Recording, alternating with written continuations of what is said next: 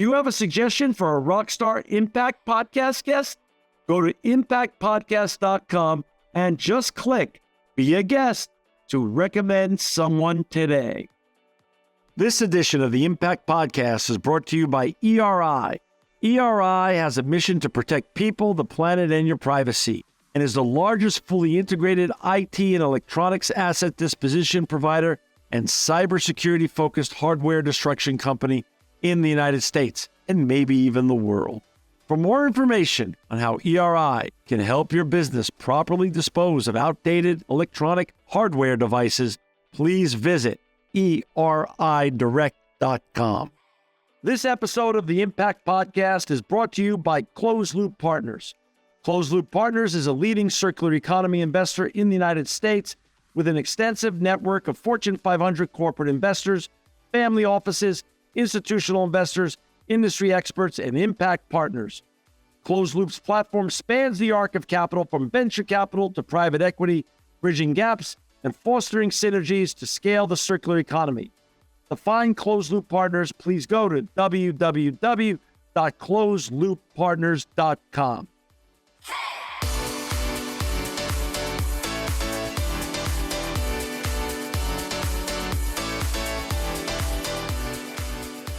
Welcome to another edition of the Impact Podcast. I'm John Shigeri. I'm so excited to have with us today Sean Drygas. He's a global lead of ESG and impact at Colliers. Welcome, Sean. Thanks, John. How are you?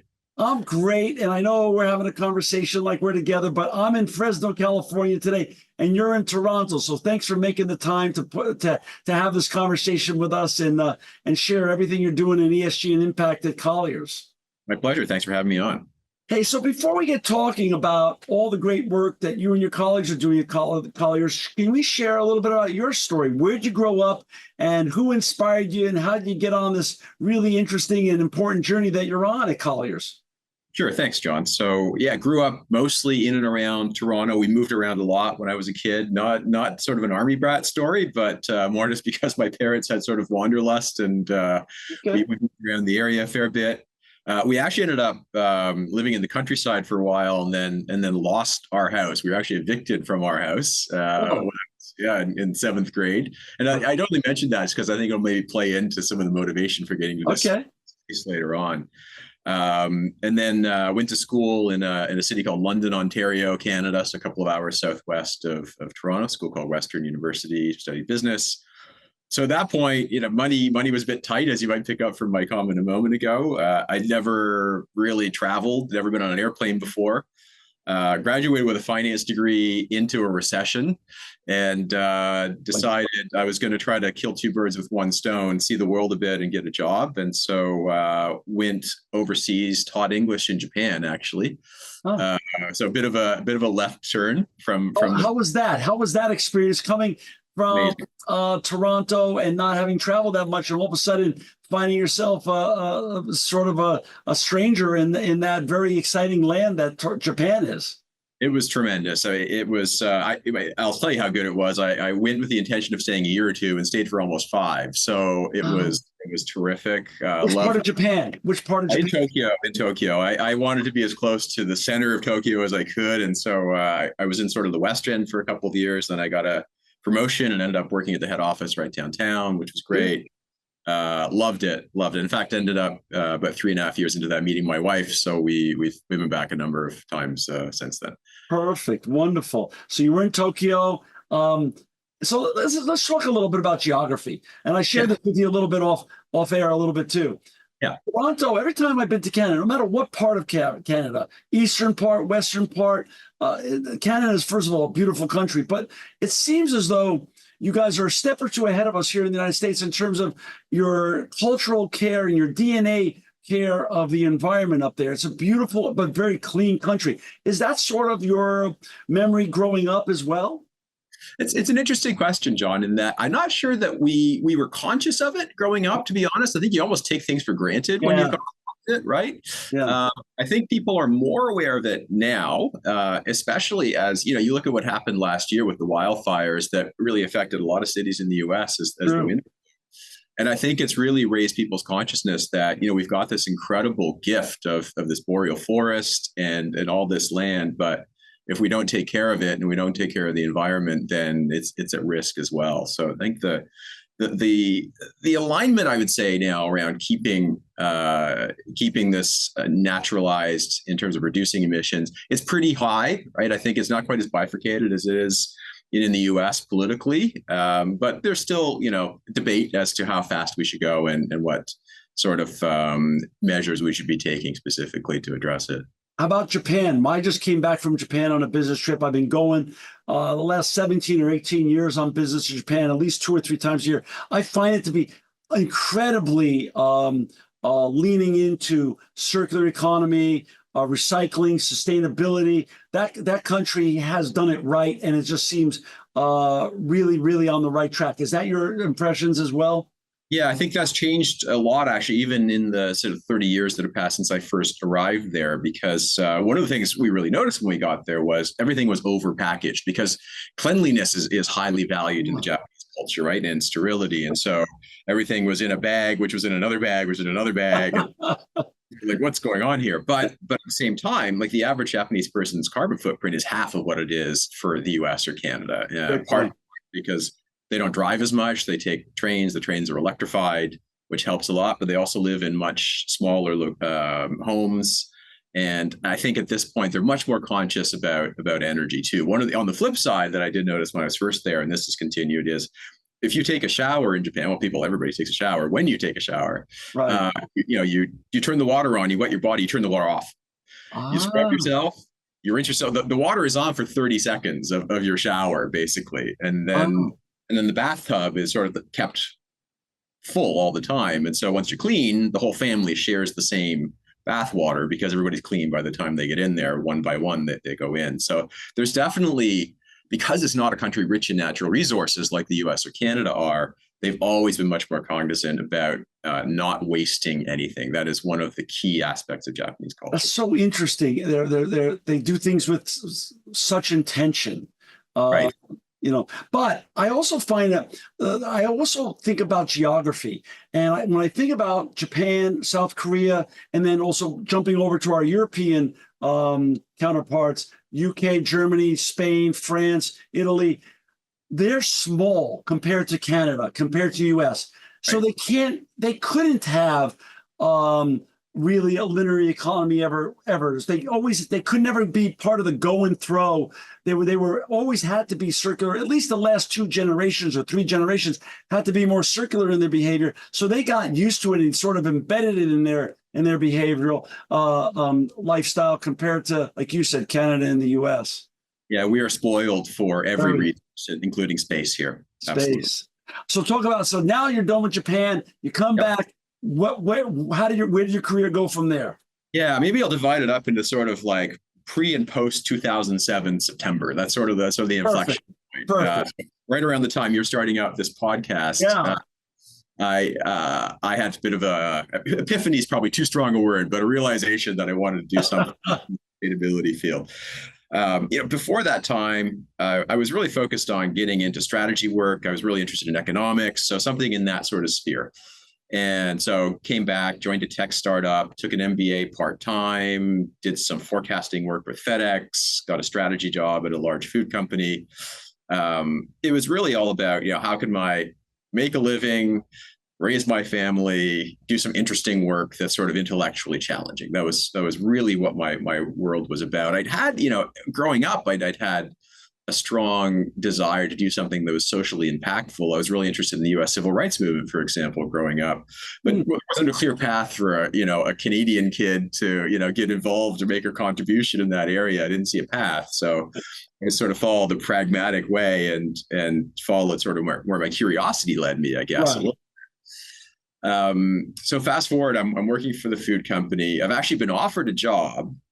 We had a business. One of the businesses we're in was bakery. We were exporting a lot of baked goods frozen to Japan. And our COO came to me and he said, he didn't even know I spoke Japanese, actually. He didn't even know that. He was just going on sort of like the work I was doing at the company. He said, hey, we need somebody to go like open up a bakery business for us in Japan, like get a bakery constructed or acquired, stop exporting all this stuff and start producing locally. You're interested. And so I took it home to my wife, my Japanese wife, thinking she was going to go, woohoo, let's go. This is great. And her reaction was, I've just invested 10 years getting educated here, getting a job here. We've got 2 kids now. One of them's a year old. Where would they go to school? Like, I don't want to give all this up. So I was like, okay, yeah, that makes sense. I was kind of 51-49 anyway, and she was 99-1. And so, the here. But at the same time, while we were debating this or discussing it, we went out for our 10th wedding anniversary. We went to dinner and a movie, and in between there was some time. And we went to this beautiful old bookstore in our old neighborhood. It's one of those, classic with the hardwood floors and the ladder you have to go up to get the or in that kind of place. It was beautiful. It doesn't exist anymore, unfortunately, because the industry's gone. But we were in there, and I was just flipping through books, and there was a book that caught my attention just because of the cover photo. It was a book called Heat by a writer for The Guardian in the UK named George Monbiot, and it was about climate change. And the photo was actually tailings ponds coming out of the oil sands in Canada by a Canadian photographer, Edward Bertinsky. So I started reading the book, and I get through half the first chapter while we're standing there, and I'm kind of taken aback by what I'm reading, because I was blissfully ignorant, really, about climate change at that point in time. I think you were saying off camera that in 2007, like, nobody was doing this and nobody was talking about it. And that was exactly right. I was as ignorant as anybody else was, but I bought the book on the spot and devoured it within a couple of days. And right around that same time, Al Gore's Inconvenient Truth had come out. And so I ordered the DVD. We didn't even own a DVD player, but I had a CD-ROM at my work laptop, and I managed to MacGyver it up to my gosh, and watched it with my wife. And at the end of it said, we got to do something about this. And so I went into the COO's office, who'd offered me the job in Japan. I said, can't do it. Family's not aligned, but we need a sustainability person in this company because food's one of the biggest impact industries for climate. And I'm your guy. Because I was working in corporate strategy. I was like, we need a sustainability strategy. I'll do it. And basically, he agreed to let me do it on the weekend. So part-time on the side of my desk, right? And there were just a couple of other really passionate senior people in the organization, and we sort of formed this little skunk works. Wow. And over the course of time, managed to get a sustainability strategy off the ground. We got our first sustainability report out. Great. I'm sure if you look back at it now, you'd look at it and go, like, it was a start. It was a start. It was a start. And so I went through a couple of years of health issues while I was there. Unfortunately, those thankfully are long behind me. But after that, I decided, you know what? If I'm going to continue working this hard, I want to do this full time. I don't want to do this off the side of my desk. I had the opportunity to stay there and sort of have a joint strategy sustainability job, but it was going to be 80-20 strategy. And so really, when I got a call from a renewable energy company who I'd interviewed when I was doing the strategy work at the food company, saying they needed somebody to come do business development and strategy for them, I thought, that's, my calling has arrived. So I took a 50% pay cut and went to the renewable energy company just to get into it full time. I'd been doing volunteer work in the space as well, but it just felt like if you're going to make an impact in this space, like you've got to put everything into it. You can't do it as a part-time. 100%. You're 100% right. Yeah. So I spent 8.5 years at a company called Bullfrog Power here in Canada, who basically kind of invented in this market anyway, the retailing of green electricity to companies and individuals, right? They had pretty good impact. I say they, I was part of it, but it started 7 or 8 years before I joined. And what was your role there? Chief Sustainability Officer? So at the beginning, because the whole thing was sustainability, I was the corporate development guy, right? So so we were doing renewable electricity. I got us into biofuels. I got us into different ways of procuring renewables, got some new solar farms, wind farms built, that sort of thing. And then the company was acquired. The previous CEO exited, and I ended up running that renewable energy business, became the president of that division of the larger parent company. Did that for about 3 years. And that was great. Like it's incredible, John, to work in an organization where everybody is focused on sustainability, Right. right? That is your raison d'etre, and it's not a job for people; it's a mission, and the culture is impossible to replicate, really. I'd still be there, but my current boss here at Colliers, who's the global head of people and brand, was my coworker back at the food company. Oh, And she sent me the job description saying, "Hey, we got this new role for global head for ESG. I don't know as much about this stuff you do. Would you mind just proofreading this for me and making sure it's good? And if you know anybody who you think would be good, let me know." Right. So I gave her a couple of pointers on the qualifications, and I said, well, there's this guy and there's this woman, and maybe me. And it was kind of like I was kind of hoping you'd say that, and so it went through the process. She was fishing for sure. She's a little bit, maybe. Yeah. I don't know. I don't want to put words in her mouth, but anyway, here I am. When I looked at it, as much as I was having an amazing time at Bullfrog and trying to get more renewables into the system, I look at Colliers and went, operating in 60 countries around the world, we manage 2 billion square feet of properties. Unbelievable. $100 billion of assets under management. The investment management division has thought the scale and the potential impact here is tremendous. And so that led to the change, but a bit of a stretch too.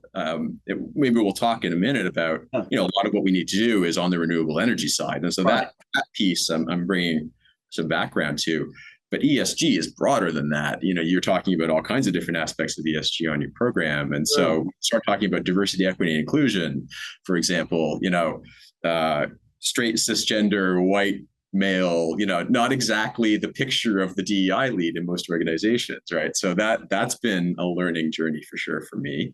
Health and well-being, how do you make buildings healthier for people, especially post-COVID? People are much more cognizant of the fact we spend 90% of our time indoors, and that has profound impacts on our health, right? So a lot of learning there.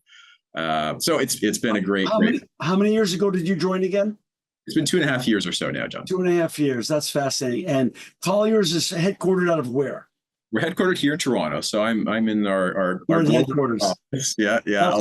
And approximately how many employees, Sean? We got about 19,000 roughly.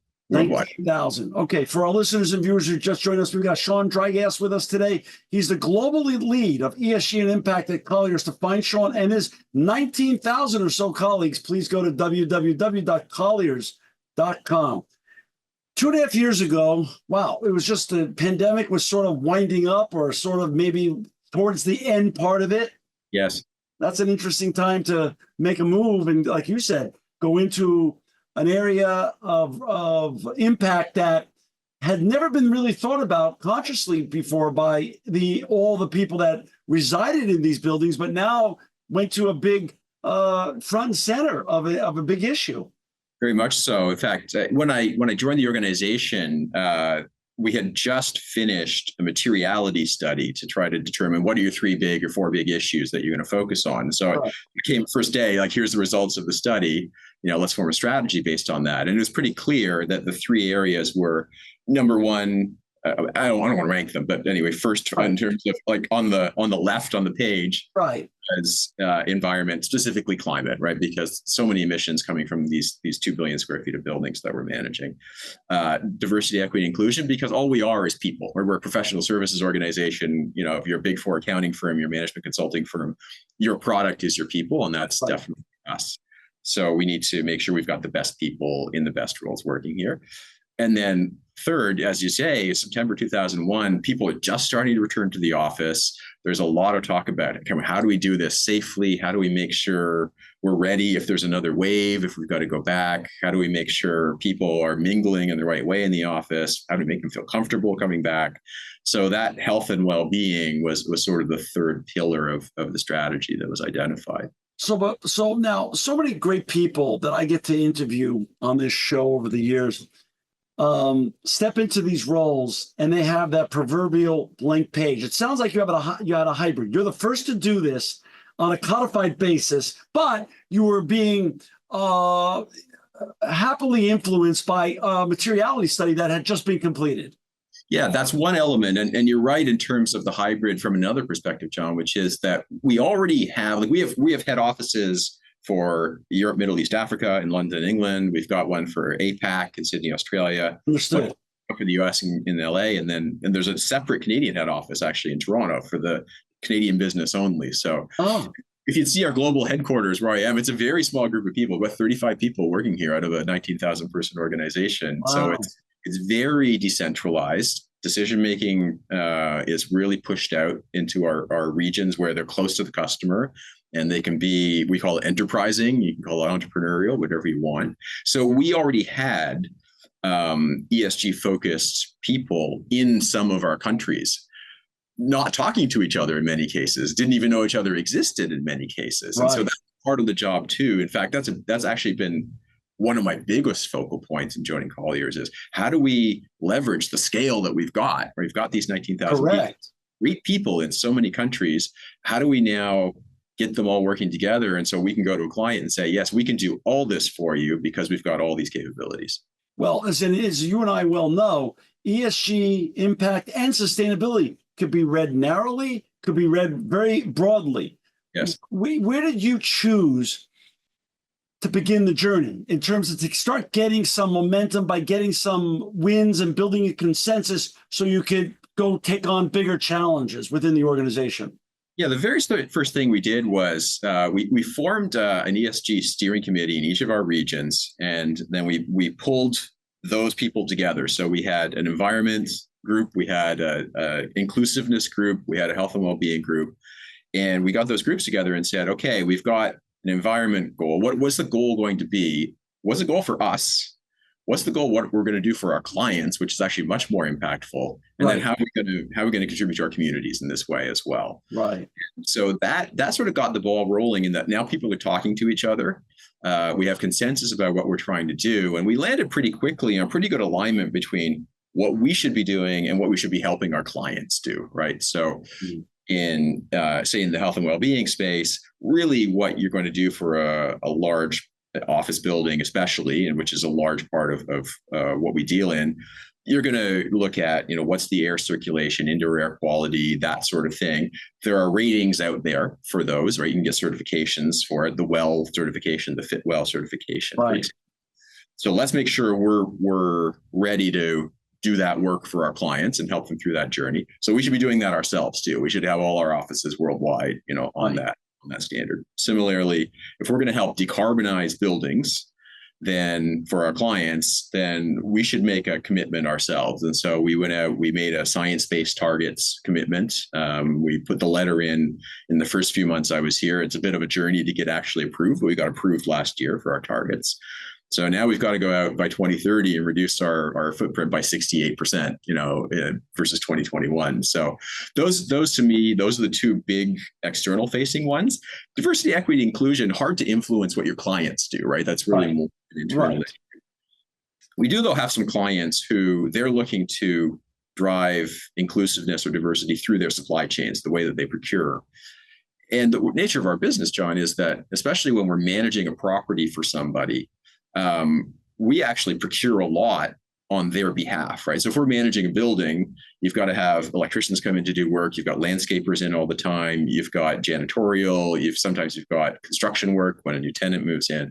We actually write the checks on the client's behalf for all that. So we're controlling billions of dollars of spend overall. And so our commitment on the diversity side for clients is we'll help you with your supplier diversity program, essentially. Understood. But on a broad base, though, there is an argument to be made that the better you're managing those buildings and the healthier those buildings are, that's a huge way to recruit great people and also retain great people.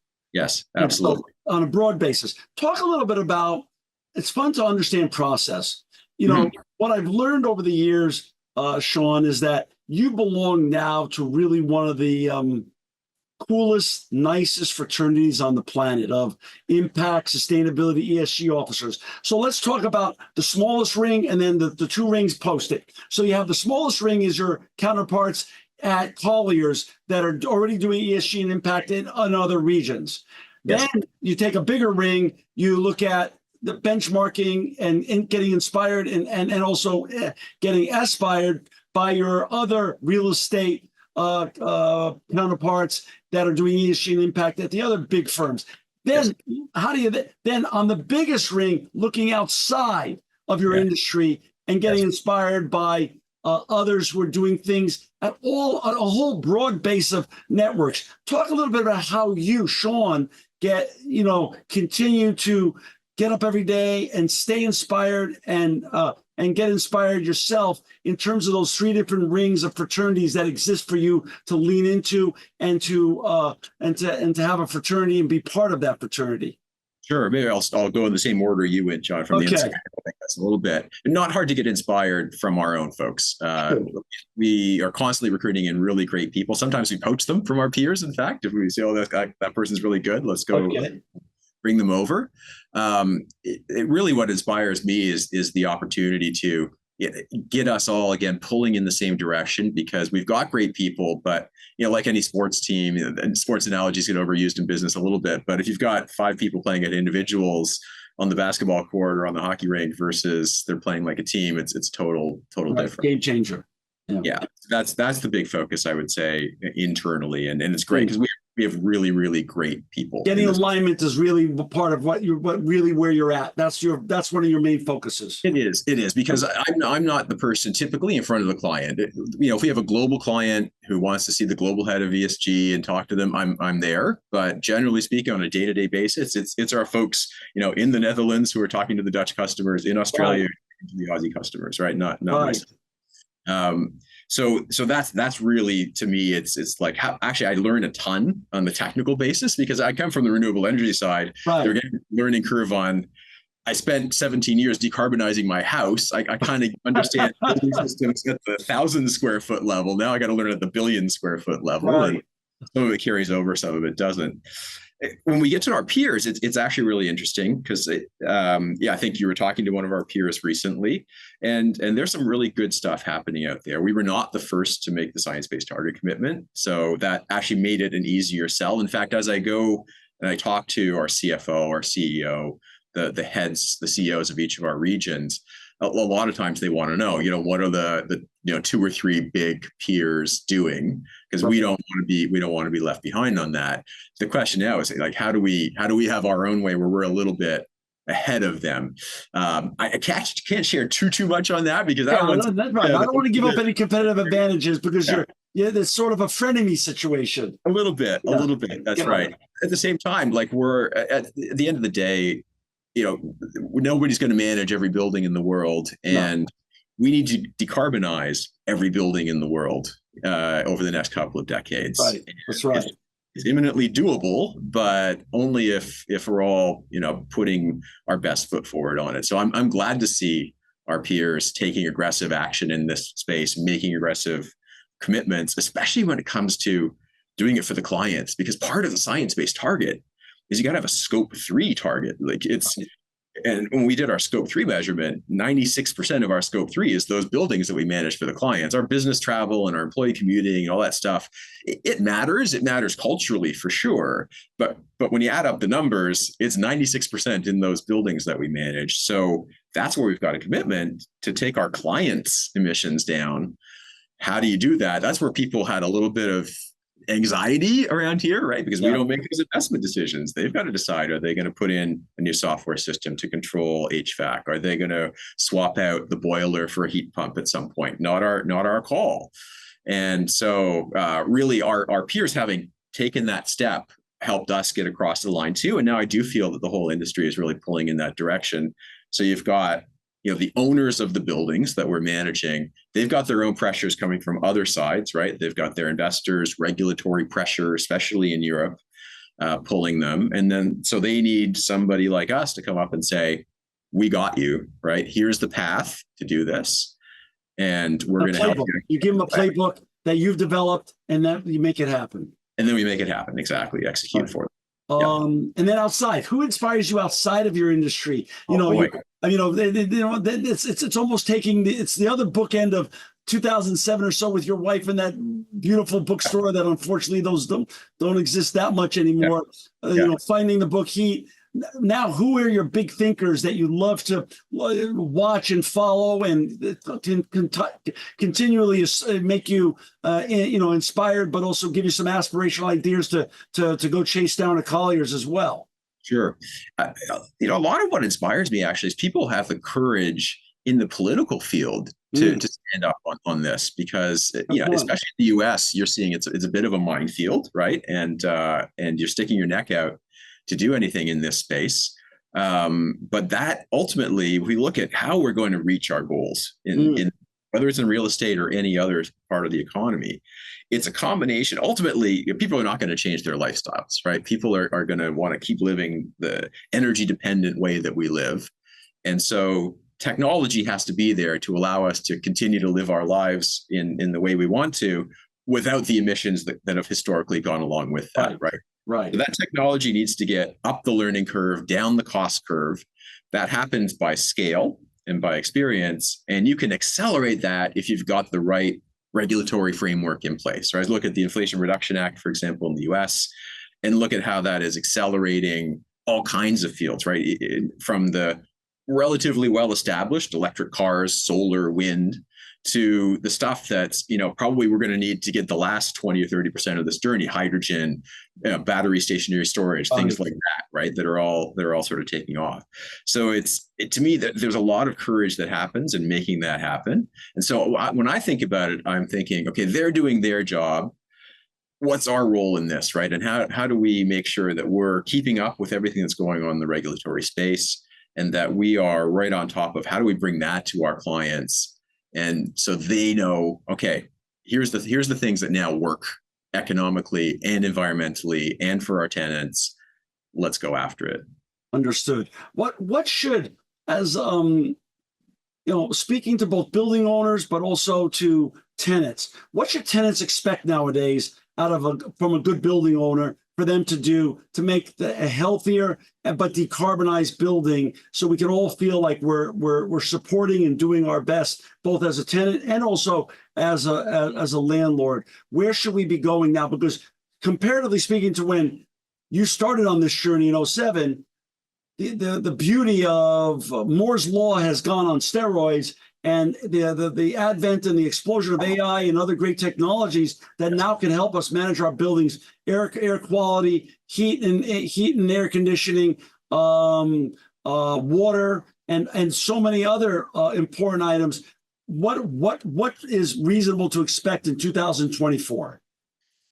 I think the sort of basis or the bedrock for that, John, is there should be what you call a green lease in our space. Now, I think the word green is going to go out of fashion soon enough, because it gets used in ways maybe it shouldn't. Right. But the idea of a green lease sometimes is very specific on, we will have this energy usage per square foot, or this much water usage per square foot, et cetera. But really the foundation of it is there should be a mechanism for the tenant and the landlord to sit down on a regular basis and discuss, how do we get over the sometimes misalignment of interests that keeps buildings from becoming healthier and greener. So an example of that, for example, think about an industrial building, a logistics building.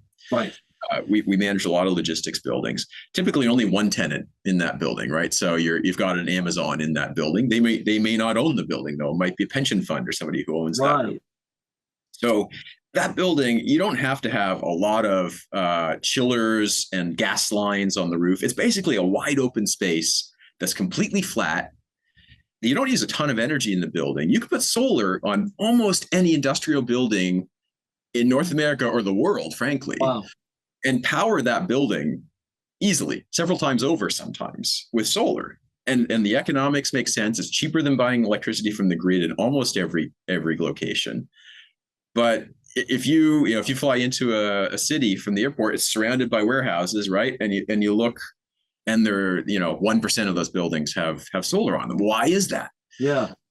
The reason is because the landlord, they're the ones responsible for the condition of the roof, right? So they're worried about, I don't want to put, a hole in the roof and there's a leak and the tenant's going to. My buddy who owns a warehouse down the street put solar on, and the guys who put it on opened up roof. Then when it rains, it leaks, and I'm not doing that. Right, exactly. And at the same time, they're going to take this risk. They're not sure they're going to get their money if they decide to offload this building in 3, 4, 5 years. They're not sure they're going to get the money back for it. Right. And they don't pay the electricity bill because there's only one tenant, so the tenant pays the electricity bill. Great point. So there's this misalignment of, one person puts up the capital, the other person gets the benefit, right? And that's one maybe extreme example, but that dynamic plays out all over the place. If you want to put LEDs in an office, like you've got to have some sort of capital charge that gets spread amongst the tenants, and one tenant says no, and it doesn't work. So we don't have the speed we should in doing things that actually make tons of sense, again, financially, environmentally, human health, every way. And so what we've got, I think the real sort of sea change that's got to happen is tenants and landlords need to be actually sitting down and going, okay, how do we share the costs and the benefits in this stuff? Because the benefits are there for all of us. And the mechanism for making that happen is the green lease. And so you put that, because as a property manager, that's our marching orders, right? We're the representative of the owner of the building. If it's in the lease, we do it. If it's not in the lease, we don't do it, because we're going to get in trouble for doing something. Governed by that lease. That lease is your governing body. Oh. So we got to get that stuff in the lease, so there's a mechanism to get going. Once we've got that, I think, what are the big hitters?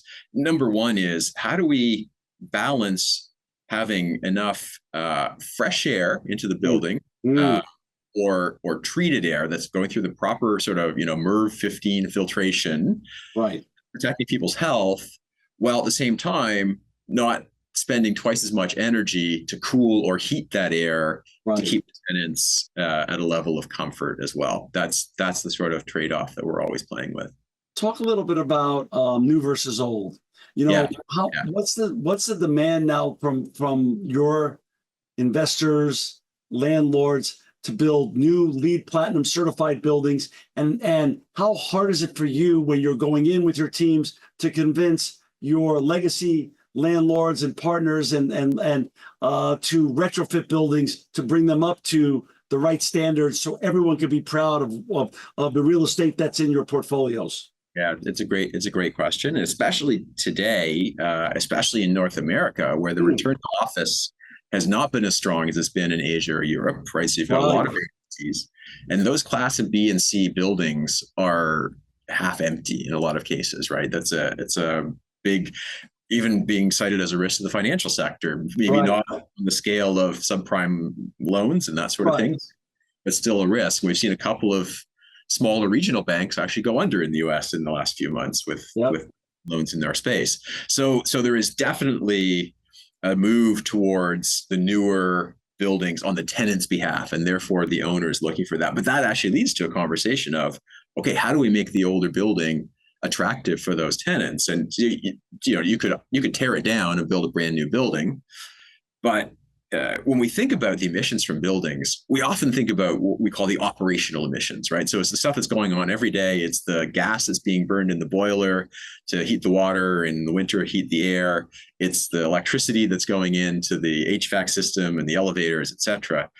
But something like a quarter, in some cases it's more than that, of all the carbon that will ever be emitted by that building in its 50, 60, 70 years of life happens when it's being built. It's the concrete and manufacturing that concrete that goes into it. It's the steel that goes into it. It's the glass that goes into it.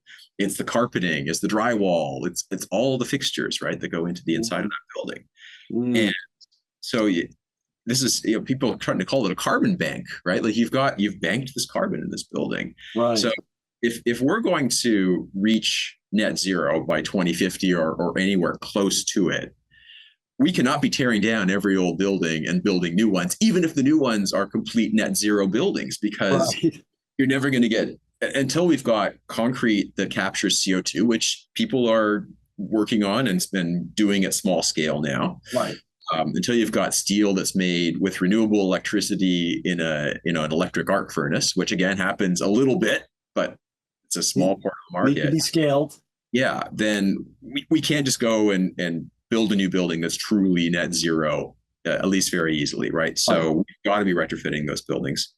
And I think the architecture space, the architecture community is really catching on to that now. And so they're looking for ways to, how do we retain the core and shell of the building, whereas we can do a lot to the fit out of the building to make it more amenable and bring people back in. The challenge we have, though, is there's just too much office space for the number of people who need to use it right now. And it's not easy to repurpose it for residential, for example, right? Because office building, typically more square in shape, all the mechanicals are in the center. It's hard to give everybody a window if you're trying to convert that to apartments or condos. It's hard to have plumbing run out. It ends up being cheaper to tear the building down in some cases, unfortunately. So that's a space where I don't think the industry has solved that problem fully yet. That's so interesting. Where how much is AI really playing a role in especially in a post-COVID world? To your point of so many office buildings now are only 50% occupied. Does AI and other great technologies that have recently come out and got scaled help in the better, let's call smart building management now? So the buildings are going to sort of get realigned to support the 50% that's there, and sort of push off and forget the other 50% that's no longer occupying the building at any given time? Yeah, for sure. What we're seeing in terms of AI that's sort of ready for commercialization already and starting to get implemented is really in how do you control the building systems that are there already without replacing any of the building systems. It's just software that plugs into your building management system. And it knows, again, what's occupied and what's not. It's looking at patterns of occupancy over the week and over the year. It's actually making sure that you're not overheating or overcooling spaces sometimes, because actually the number of people in the building, we generate heat, right? Right. That's brilliant. I'll come straight out. And so you actually need to adapt the mechanical heating and cooling to take into account the humans that are in the space and what the thermal properties of the building are. You have a very well insulated building with a lot of people in it. You actually don't need a lot of mechanical heating, and so you can end up, overusing it. Sometimes we even heat and cool the same space at the same time. And so AI is very, very useful already, I would say, today, and getting better all the time at figuring out that optimization. And you can start to save, like we've seen examples of saving 20 or 30% of the energy that goes into the heating, ventilation, and air conditioning without any capital. It's just a monthly software subscription, and you save from day one in terms of the energy savings versus the cost of that software. Sean, excuse my ignorance on this topic, but in terms of Colliers being an advisory services for landlords and high net worth investors, as you point out earlier, pension funds and other large funds, how much is part of your business advisory services on where to invest money in real estate? So we have what we call capital markets as part of one of our business lines. So I think Colliers on the whole, outside of ESG, which we all know is the most important one, of course. Right. But we have what we call brokerage, which is what some people might call leasing, right? So this is how do you lease out the space. We have what we call capital markets, which advises people on either buying or selling on both sides of that equation. And so that comes into it. So on the capital markets side, how much are you involved with the leveraging of technology? Again, going back to AI, with regards to predictive analytics, with regards to climate change and population shifts due to climate change and due to cultural shifts in terms of some countries are going through immigration, some countries are going through emigration. And as we know, this is all going to get rebalanced in the years to come. And some regions are going to be, the property values are going to far hyperscale versus other regions. How much is that part of what you do, or how much do you have a ringside seat watching that unfold? I haven't been brought in to talk about, what is climate going to do in terms of migration patterns yet. So maybe that's a next step for our industry. Okay. I think where we are involved in that right now, and many of our people in country is you'll do what they call an ESG due diligence on a property, right? So you want to know how is this building operating right now? Is it an A or an F on the scale? And actually in Europe, they literally grade them on an A to an F. Wow. Because of energy. What's the physical risk to this building, right? So if we look at, we know what the weather's like today, but let's look out a few years. whether it's extreme weather, flooding, drought, et cetera. Like what's the physical risk of this building as well. And there are tools now that we can deploy to help assess, right down to the address level. Got it. So that's probably the biggest part. So yeah, it's interesting. And again, it's more, if I'm honest, it's more in Europe. We're seeing this today, but I think we're going to see it in other places where the capital markets team, like if they go into a pitch or they go into a client meeting and the client asks them an ESG question and they look at them like they have a doe in the headlights, it's a big problem now. Yeah. Like it's in, I heard somebody say this earlier this week, it's in every conversation that we have. Wow. We're not quite there yet in North America. Certain Asian markets, I think it's getting there as well. Sean, you're a decarbonization rock star, obviously. So to leave some actionable items for our listeners and viewers in their own homes, what are two or three things they could do, easy wins they could get to help decarbonize their home and eventually help us all decarbonize the planet together? Yeah. From a residential standpoint, ultimately, maybe keep the end in mind, which is right. The way we get to decarbonize buildings, it's two ingredients. It's electrify everything, and all the electricity is zero emissions. Like that's, if you've got that, the building is right. Zero, no matter how much energy you're using. That said, you don't want to have to overbuild, your heat pump. You don't have to put too many solar panels on it, et cetera, if you're wasting energy. So number one is there are a lot of things that have a payback of a year or less you can do to save energy in your house. A lot of it is just, turn the thermostat down at night, right? Like that would be the very first thing I say. It's actually better for sleeping at the same time. Right. Or when you're not home, like put in a Nest or Ecobee or something like that, right? $100, it'll save you $100 before you know it. And it looks cool. Yep. And your house will feel better. So that'd be number one, I would say. But the other thing is have a plan, right? So let's think about, let's not make it a rush panic decision when the furnace breaks down, and it only breaks down in winter because you're only ever running it in the winter, right? So if you're in Michigan, you're in Toronto, you're in New York, like it's cold, and you're going to make a panic decision and put another gas furnace. Now be ready, because the heat pump actually works in every climate now. And it's an air conditioner at the same time. So it keeps you cool in the summer, keeps you warm in the winter.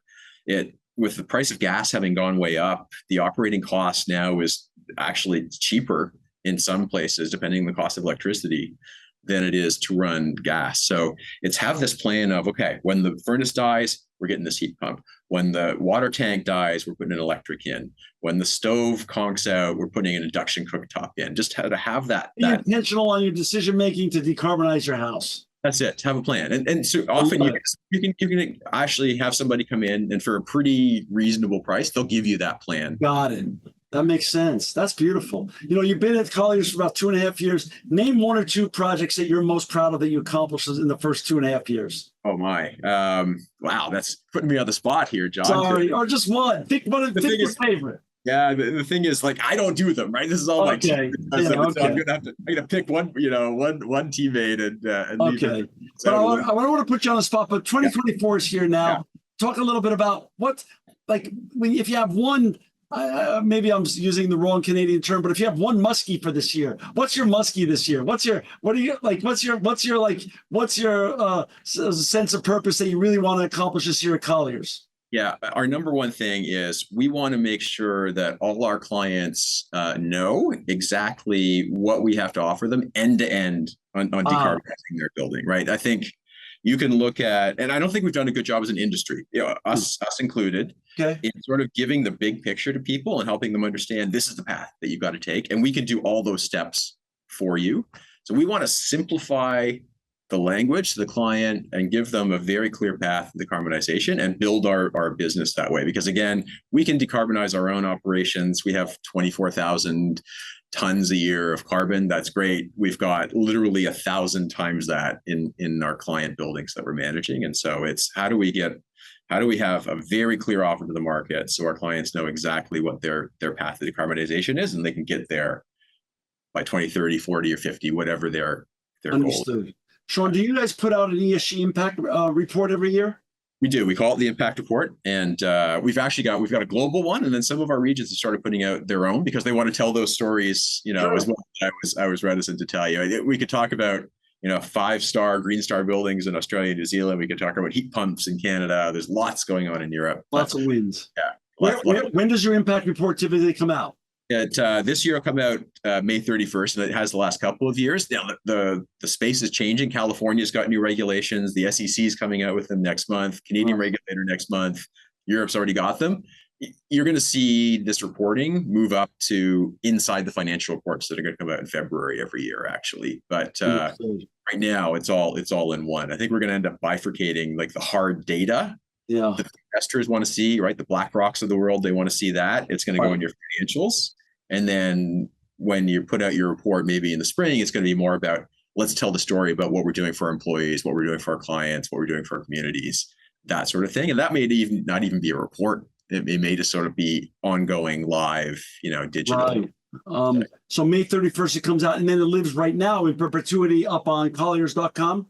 That's correct. Yeah. And there's scroll down, there's an ESG link about us, and that's where it lives. I love it. Sean, thank you for spending time with us today. Time is so precious for all of us. And I really appreciate your history and the vision and what you're working on with all your colleagues at Colliers. For everyone that wants to find Sean and his colleagues and learn about their great ESG and impact work they're doing at Colliers, please go to www.colliers.com. Sean, thanks for not only their time today, but more importantly, thanks to you and all your colleagues at Colliers for making the world a better place. Thank you for doing the same thing, John, by telling these stories. It's amazing. This edition of the Impact Podcast is brought to you by Engage. Engage is a digital booking platform revolutionizing the talent booking industry.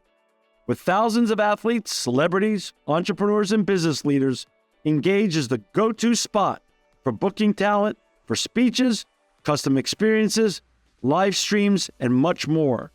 For more information on Engage or to book talent today, visit letsengage.com. This edition of the Impact Podcast is brought to you by ERI. ERI has a mission to protect people, the planet, and your privacy, and is the largest fully integrated IT and electronics asset disposition provider and cybersecurity-focused hardware destruction company in the United States, and maybe even the world. For more information on how ERI can help your business properly dispose of outdated electronic hardware devices, please visit eridirect.com.